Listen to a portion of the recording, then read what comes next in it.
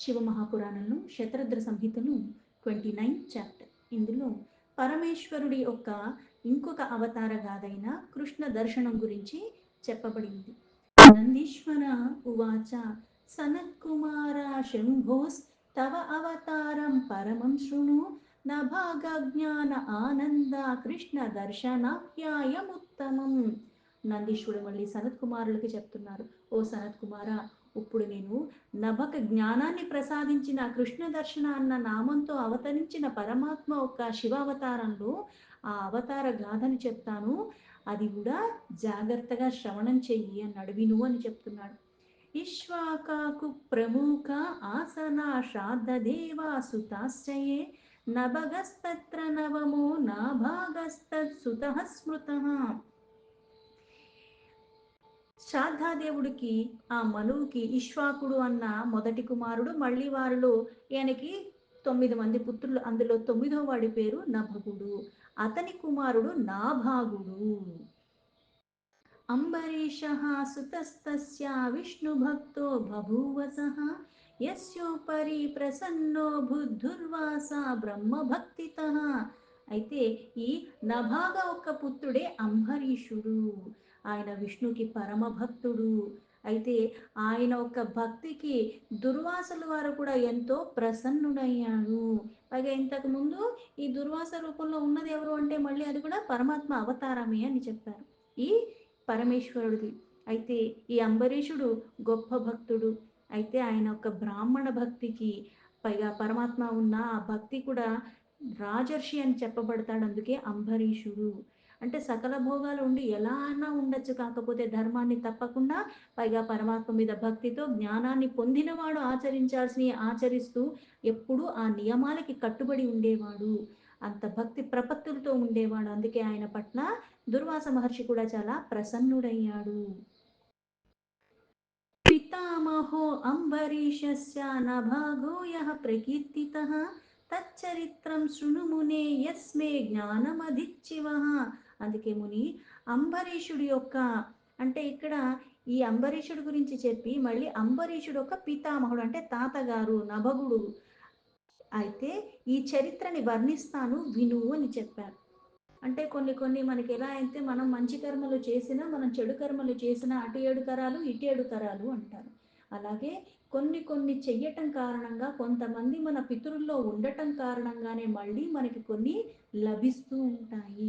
నేనేం చేయలేదు కదా నాకెలా వచ్చింది ఇది అంటారు. పుణ్యం కానీ పాపం కానీ మనం కొన్ని అనుభవిస్తున్నాం అంటే అది మనం చేసిన కర్మాలు యొక్క ప్రతిఫలమే కాదు, కాకపోతే మళ్ళీ కొన్ని కర్మలు నువ్వు ఎలా చేసి ఉన్నావో దాని ప్రతిఫలంగా కొన్ని కొన్ని ఇళ్లలో పుడుతున్నావు, కొన్ని కొన్ని వంశాల్లో పుడుతున్నావు, ప్రతిదానికి ఒక కారణం ఉన్నది.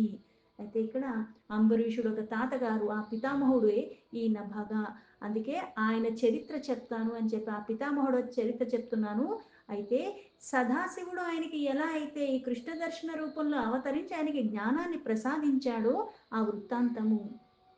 నభగో మనుపుత్రస్తు పఠనార్థ సుబుద్ధిమాన్ చక్రే గురుకులే వాసం బహుకాలం జితేంద్రియ. అయితే ఇక్కడ బుద్ధిమంతుడైన ఈ నభాగ అన్నవాడు బ్రహ్మ విద్య నేర్చుకోవాలి అన్నట్టుగా ఆయన జ్ఞానాన్ని సంపాదించుకోవటానికి గురుకులంలో నభగుడు చాలా బుద్ధిమంతుడు. విద్య అధ్యయనం కొరకు ఆ ఇంద్రియాల యొక్క సంయమనంతో చాలా కాలం కూడా అక్కడ నివసించి ఆ విద్యలన్నీ కూడా చక్కగా నేర్చుకున్నాడు. ఏ తస్మిన్ సమయే తైవే ఇష్వాకు ప్రముఖాః సుతాః తస్మై భాగామా కల్పయేవా బేజుర్భాగాన్ నిజాన్ క్రమాత్. అయితే ఈయన ఎప్పుడైతే గురుకులంలో విద్యను అభ్యసించడానికి అక్కడే నివసిస్తూ అక్కడే చాలా కాలం ఉండిపోయాడు. అయితే ఇష్వాకు ఆది ఏవైతే ఇంతమంది పుత్రులు ఉన్నారో వాళ్ళందరూ కూడా ఏం చేశారంటే మహారాజు యొక్క పిల్లలు ఆ ఉన్న ఆస్తిని మొత్తం కూడా వాళ్ళే మంచిగా భాగాలు వేసేసుకుని విభజించుకుని వాళ్ళే తీసేసుకున్నారు మొత్తం. స్వం స్వం భాగం గృహీత్వా తే బాభూజు రాజ్యముత్తమం అవిషాదం మహాభాగాః పిత్రా దేశాత్ సుబుద్ధయః. అయితే వీళ్ళందరూ కూడా ఆ రాజ్యాన్ని వాళ్ళు భాగాలు చేసేసుకున్నారు, వాళ్ళే పనిచేసుకున్నారు. తమ తమ భాగాలతో వీళ్ళు చక్కగా ఆ తండ్రి సంపాదించిందంతా కూడా సోదరులు ఏ భాగాన్ని కూడా నభగుడికి ఇవ్వకుండానే తండ్రి సంపదని తమలో తామే ఇంతమంది కూడా అంతా పంచేసుకున్నారు. ఆ భాగాలు తీసుకుని వాళ్ళు చక్కగా భోగప్రదమైన సుఖపూర్వకమైన ఆ ఉత్తమమైన రాజ్యాలతో భోగాలతో వాళ్ళు చక్కగా నివసించటం మొదలుపెట్టారు. सा पश्चादागतस्तत्र ब्रह्मचारी गुरुस्थलात् नभगो आदित्य सर्वाश्च సంగోపాంగాః శృతి క్రమాత్. అయితే కొన్ని రోజుల తర్వాత చాలా కాలం అక్కడే నివసించాడు ఈ బ్రహ్మచారి అయిన నభగుడు. అక్కడ సాంగోపాంగముగా వేదములు అంటే ఇక్కడ అక్కడ ఉన్నవన్నీ దాని అంగాలు, అలాగే దాని ఉప అంగాలు అన్నీ అంటే అందులో ఎలా అయితే విభాగాలు ఉంటాయో అవన్నీ కూడా చక్కగా ఆ సమూహాన్ని మొత్తం కూడా ఆ వేద విద్యనంతా కూడా అధ్యయనం చేసే గురుకులంలో అక్కడి నుంచి మళ్ళీ తిరిగి ఇక్కడి ఇంటికి తిరిగి వచ్చాడు. భ్రాతృన్ విలోక్య నభగో విభక్తాన్ సకలాంజినాన్ దయాదిప్రాహ తాన్ స్నేహాధి ఇక్ష్వాకు ప్రముఖాన్ ముని. అయితే అక్కడి నుంచి వచ్చేసిన తర్వాత ఇంటికి వచ్చాడు. సంపదనంతా కూడా సోదరందరూ కూడా పంచుకుని తమ తమ భాగాల్ని స్వీకరించేశారని అతడు గ్రహించాడు. అప్పుడు అతడు కూడా అది తెలిసి కూడా చాలా స్నేహభావంతో తన భాగాన్ని కావాలని కోరుకున్నాడు. అంటే ఇక్కడ వాళ్లే పంచుకున్నందుకు దూషించలేదు. అలాగే ఏమీ అనకుండా ఇష్వాకు మొదలైన సోదరులతో చాలా చక్కగా మాట్లాడాడు. స్నేహపూర్వకంగా అంటే గొడవ పెట్టుకోవాలని అనలేదు. అదే తిన లేడు కాబట్టి భాగాలు పంచుకున్నాడు. తిని వెనక్కి వచ్చేసాడు కాబట్టి నా భాగం ఏది అని అడిగాడు అంతే. అందుకుని అలా అడగాలనుకుని చాలా స్నేహపూర్వకంగా తన సోదరుని ఇలా అడుగుతున్నాడు. నభాగా ఉవాచ భ్రాతరో అభక్తంకం మంచం ధాయం కృత్వా యథా తతం సర్వే విభక్తాః సుప్రీత్యా స్వాధాయార్థ గతాయ చ. ఆ నభాగా తన అన్నలతో ఇలా చెప్పాడు. సోదరులారా, నాకు భాగం ఇవ్వకుండా సకల సంపదల్ని కూడా అంత మొత్తం అంతా కూడా మీలో మీరే పంచేసుకున్నారు కదా. ఇప్పుడు సంతోషంతో నాకు కూడా కొంచెం ఏదన్నా భాగాన్ని ఇవ్వండి. అంటే నేను రానంత వరకు అవన్నీ కూడా మీరు చక్కగా అనుభవించారు. అయితే ఇప్పుడు నేను వచ్చేసాను కాబట్టి నా భాగాన్ని నాకు కూడా ఇప్పించండి అన్నాడు అంతే. తథా విస్మృతామస్మాభిరీధాని పితరం తవ విభజామో వయం భాగం తం గృహాణాన సంశయః. ఇంతలాగా అడిగినా సరే ఆ సోదరులు కూడా మళ్ళీ అంతే చక్కగా మేము సంపదనంతా కూడా మాలో మేమే పంచేసుకున్నాము. అందుకని నీ భాగం గురించి మేము మర్చిపోయాము. ఇప్పుడు అంటే మళ్ళీ అది వెనక్కి ఇవ్వటానికి కుదరదు. ఇవ్వటానికి కూడా వాళ్ళు అంగీకరించకుండా తండ్రి గారిని మాత్రమే నీ భాగంలో ఉంచుకున్నాము. అదొక్కటే ఉంది కాబట్టి నీ తండ్రినే నువ్వు తీసేసుకో. పైగా నువ్వే ఆయన్ని వెళ్ళి తీసుకుని ఇందులో ఎటువంటి సంశయం లేదు. అంటే మా దగ్గర ఉన్న సంపద నీకు ఇచ్చేదేం లేదు. అందుకని నువ్వు ఆ తండ్రినే గ్రహించు. అంటే తండ్రిని మేమేం పంచుకోవట్లేదు. ఆయన్ని నువ్వే తీసుకో అన్నట్టుగా చెప్పారు. తచ్చుత్వా భ్రాతృవచనం నభగః పరవిస్మృతః తదోపకంఠమాగత్య పితరం సమభాషతః. తన అన్నలు ఇలా చెప్పేసరికి ఆ మాటలు విన్న నభగ చాలా ఆశ్చర్యానికి లోబడ్డాడు. మళ్ళీ వాళ్ళు చెప్పినట్టే తండ్రి దాకా వచ్చాడు. అక్కడ ఆశ్చర్యానికి లోబడ్డాడు కానీ తండ్రి దగ్గరికి వచ్చి మళ్ళీ ఇలా చెప్పాడు. అంటే చెప్పింది చెప్పినట్టుగా వెంటనే అక్కడ గొడవ పెట్టుకోవచ్చు, లేకపోతే ఇంకోలా కూడా చేయొచ్చు. కాకపోతే అవేవి చేయలేదు. ఎందుకంటే ఇంతకు ముందు చెప్పినట్టుగా బుద్ధిమంతుడు, పైగా ఇవన్నీ చక్కగా అధ్యయనం చేసి ఉన్నవాడు కాబట్టి ఆశ్చర్యానికి లోబడ్డాడు. కాకపోతే తన కర్తవ్యం ఏంటి, తను ఇప్పుడు ఏం చెయ్యాలని మళ్ళీ తండ్రి దగ్గరికే వెళ్ళి తండ్రినే అడగాలనుకుని అక్కడి దాకా వెళ్ళి అప్పుడు మళ్ళీ తండ్రితో ఇలా చెప్తున్నాడు. నభగా ఉవాచ హే తాత భ్రాతరః సర్వే త్యక్త్వా మాం వ్యభంజశ్చైతే పఠనార్థాగతశ్చాహం బ్రహ్మచారి గురోః కులే. ఆ నభగుడు తన తండ్రితో ఇలా చెప్తున్నాడు.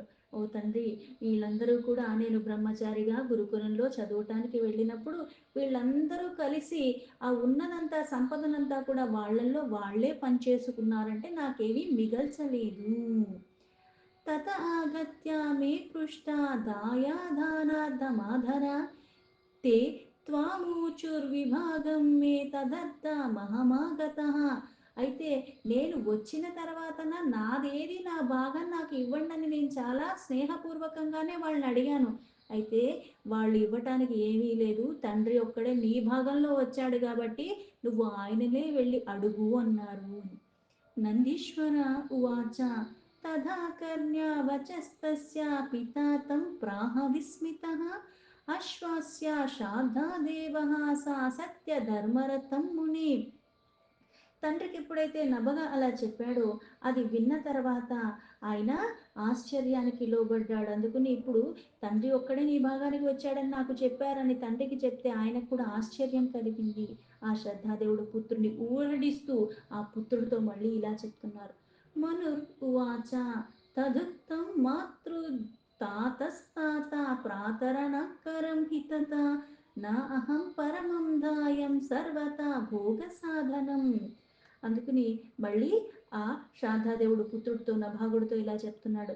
నాయన నీ అన్నలందరూ కూడా వాళ్ళల్లో విశ్వసించకు. ఎందుకంటే ఇక్కడ నీ సోదరుల మాటలు నువ్వు నమ్మకు. అంటే నేను వాళ్ళకి ఇచ్చేసి నీకేమి ఇవ్వకుండా నేను చెయ్యలేదు.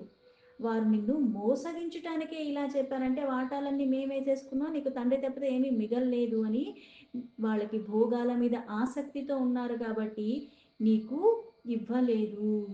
అందుకే వాళ్ళు భోగ సాధనాన్ని వాళ్ళ దగ్గర ఉంచుకుని ఉత్తమైన భాగాలన్నీ వాళ్ళు తీసేసుకుని నీకు ఇవ్వటానికి వాళ్ళు ఇష్టపడట్లేదు. అయినప్పటికీ కూడా నీకు ఈ వంచకులు అంటే మోసం చేశారు. ఇప్పుడు నీది కాని వస్తువు నీ తీసుకోవటం మోసం, దొంగతనంతోనే సమానం. పక్కన వాళ్ళ దగ్గర నుంచి తీసుకోవటం వేరు, కాకపోతే అది దొంగతనమే అవుతుంది. కాకపోతే ఏదైతే పంచాలో అది సరిగ్గా పంచకపోయినా అది దొంగతనంతోనే సమానం అవుతుంది.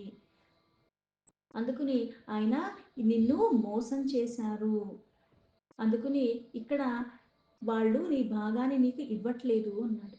తథాపి ధాయ భావేన దత్తోహం తేహ ప్రాతరిభిః తవ వై జీవనోపాయం వదామి శృణు తత్వతః.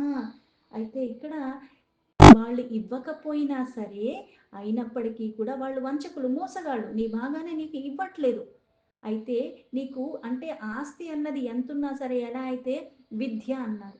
ఆ విద్యను నువ్వు ఎప్పుడైతే చక్కగా మనస్ఫూర్తిగా దాన్ని నువ్వు అభ్యసించావో వస్తువు రూపంలో ఉన్నవి మనకి లౌకికంగా భోగప్రాయమైనవి ఎవరన్నా దొంగలిచ్చచ్చు, కానీ ఆ విద్య నీ నుంచి ఎవరు తీసుకోలేరు. అందుకే ఇక్కడ వాళ్ళు వంచకులు. నన్నే నీ భాగ రూపంలో నీకు ఇచ్చారు కాబట్టి అదే నీకు మిగిలిందని నీకు చెప్పారు కాబట్టి నేను నీకు జీవితానికి ఉపాయాలు చెప్తాను, అది విను. అంటే జీవితంలో ఉద్ధరింపబడాలి అంటే కష్టపడాలి. కష్టపడటానికి ఇష్టపడిన వాడు ఎప్పటికైనా సరే వృద్ధిలోకే వస్తాడు. అప్పనంగా వచ్చినవి కూర్చుని తింటే ఎన్ని రోజులు ఉంటాయి, ఎన్ని రోజులు ఉండవు అవి. ఖర్చు పెడతాం మొదలు పెడితే సంపాదించడం కష్టమైపోద్ది, కానీ ఖర్చు ఎంతసేపు ఉంది. సంవత్సరాలు సంవత్సరాలు కష్టపడిందంతా ఒక్క రాత్రిలో అంతా కూడా మనం జిమ్మేయచ్చు. కానీ ఇక్కడ నన్నే నీకు ఇచ్చారు కాబట్టి జీవితానికి ఏదైతే అవసరమో అటువంటివి నీకు చెప్తాను ఉపాయాలు, అవి జాగ్రత్తగా విను అన్నారు. సత్రమాంగీ రసా విప్రహ కుర్వంత్యథా సుమేధసః తత్ర కర్మణి ముహంతి షష్టం షష్టమహం ప్రతి.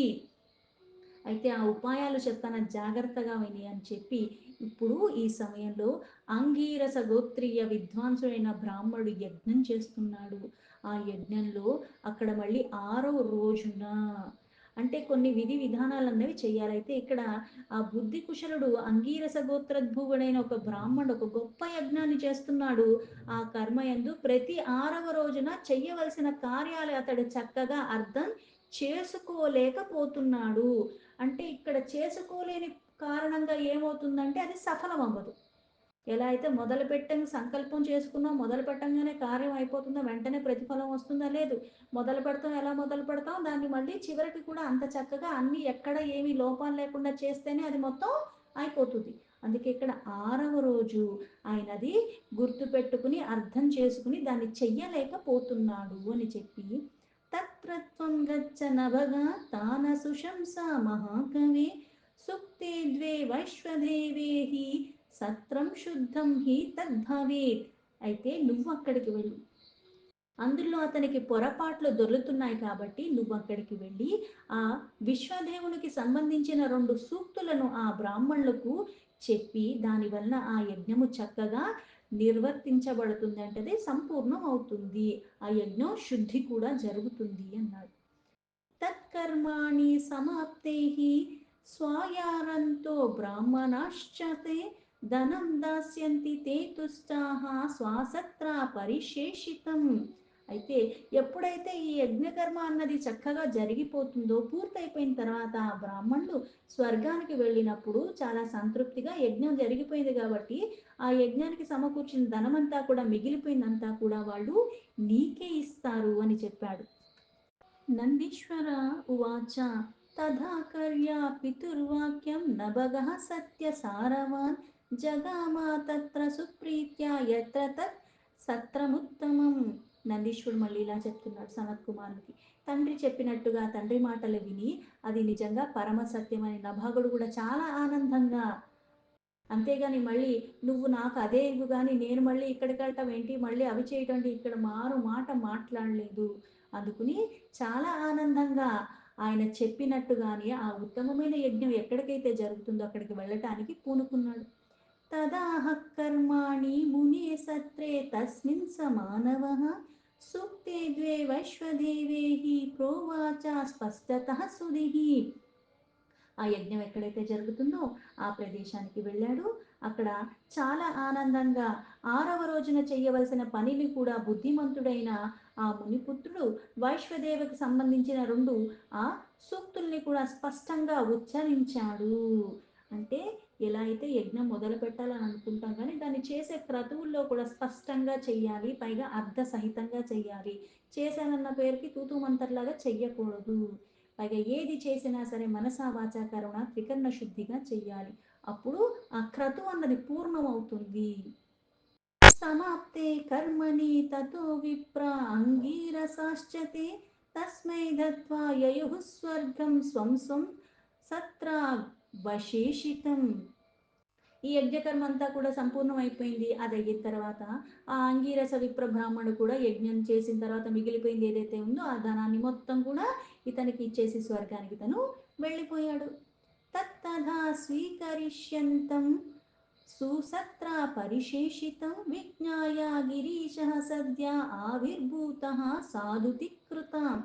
అయితే ఆయన చక్కగా ఇచ్చాడు, తండ్రి చెప్పినట్టుగా ఇక్కడికి వచ్చి ఈ క్రతువు అంతా చేసేసాడు కాబట్టి ఈయన కూడా చాలా ఆనందంగా ఆయన ఇచ్చినవన్నీ కూడా ధనాన్ని కూడా ఈయన తీసేసుకున్నాడు. యజ్ఞ సమాప్తి కూడా అయిపోయింది. అందుకుని నభాగుకి ఇచ్చేసి వాళ్ళు స్వర్గానికి వెళ్ళిపోతే ఆ యజ్ఞంలో మిగిలిన ధనమును కూడా అతడు కూడా చాలా ఆనందంగా తీసుకున్నాడు. అయితే అప్పుడే చక్కటి లీలను చేసే ఆ పరమాత్మ కూడా అక్కడ మళ్ళీ ఆ పరమాత్మ ఇంకో అవతారంతో అక్కడ ప్రత్యక్షమయ్యాడు. సర్వాంగ సుందర శ్రీమాన్ పురుష కృష్ణదర్శన భావం సమీక్షింతుం భాగం ధాతుం జ్ఞానం పరం చ తత్. అయితే పరమేశ్వరుడు లీల చేయటానికి అక్కడ త్వరగా ప్రకటింపబడ్డాడు. అయితే ఎలా ప్రకటింపబడ్డాడు అంటే కృష్ణ దర్శన అన్న ఆ రూపంతో, అంటే అక్కడ అంగాలన్నీ కూడా చాలా శోభాయమానంగా ఉన్నాడు, నేత్రాలు మాత్రం నల్లగా ఉన్నాడు. యజ్ఞశేషాన్ని తీసుకుని ఎప్పుడైతే నభాగుడు వెళ్ళిపోవటానికి సిద్ధపడ్డాడో లీలలు చేస్తున్న పరమాత్మ ఈ రూపంలో వచ్చింది. ఎందుకు అంటే దాన్ని మళ్ళీ పరీక్షించటానికి. అంటే ఇక్కడ పరీక్ష చేయటానికి ఎందుకు వచ్చాడంటే ఏ భాగాన్నైతే నభగుడు తీసుకున్నాడో, అంటే తీసుకున్నవాడివి నువ్వెవరు, ఇచ్చేవాడు ఎవరు అన్నది ఆ ఉత్తమ జ్ఞానాన్ని ప్రసాదించటానికి వచ్చాడు కాబట్టి పరీక్ష చేయటానికి ఈ రూపంలో వచ్చాడు, అక్కడ ప్రకటింపబడ్డాడు. అతో సా శంకర శంభు పరీక్షాకర ఈశ్వర ఉవాచోత్తరోక్తో అభ్యేత్యా నభాగం తం హి మానవం. అందుకే పరీక్ష చేయటానికి వచ్చి పైగా ఈశ్వర లీల కాబట్టి సకల ఐశ్వర్యాల సంపన్నుడు, సర్వానికి ఆధారమైన ఆ పరమాత్మ కళ్యాణదాయకంగా సకలాన్ని కూడా ఎప్పుడూ అన్నీ ఇస్తున్నవాడు, అనుగ్రహిస్తున్నవాడు. అందుకే ఆ శంకరుడు ఈ ముని ఈ పుత్రుడు ఏదైతే నభాగుడికి ఇచ్చేశాడో అక్కడికి వచ్చాడు. ఇక్కడ వచ్చి ఆ అభిప్రాయాన్ని తెలుసుకోవటానికి, తను పరీక్షించటానికి వచ్చాడు కాబట్టి వచ్చి మళ్ళీ నభాగుడితో ఇలా అంటున్నాడు. ఈశ్వర ఉవాచ కస్త్వం గృహ్ణాసి పురుష మమేధం వస్తుకం వసు ప్రేషిత కేన తత్సర్వం సత్యం వద మమాగ్రత. ఇక్కడ మళ్ళీ ఆ ధనాన్ని తీసుకుని నువ్వెవరివి? అసలు నువ్వెక్కడికి వెళ్ళిపోతున్నావు? పైగా ఈ ధనం నువ్వెందుకు తీసుకుంటున్నావు? నువ్వు ఎక్కడి నుంచి వచ్చావు? నీకిది ఎవరు ఇచ్చారు? అసలిక్కడ ఈ యజ్ఞ మండపానికి సంబంధించిన ధనము నాది. అయితే దీన్ని నువ్వెందుకు తీసుకుంటున్నావు? అందుకని ఇవన్నీ నాకు సమాధానాలు చెప్పు అని అడిగాడు. దీంతో శివ మహాపురాణంలో శతరుద్ర సంహితలో 29 చాప్టర్లో 27 శ్లోక సంపూర్ణం.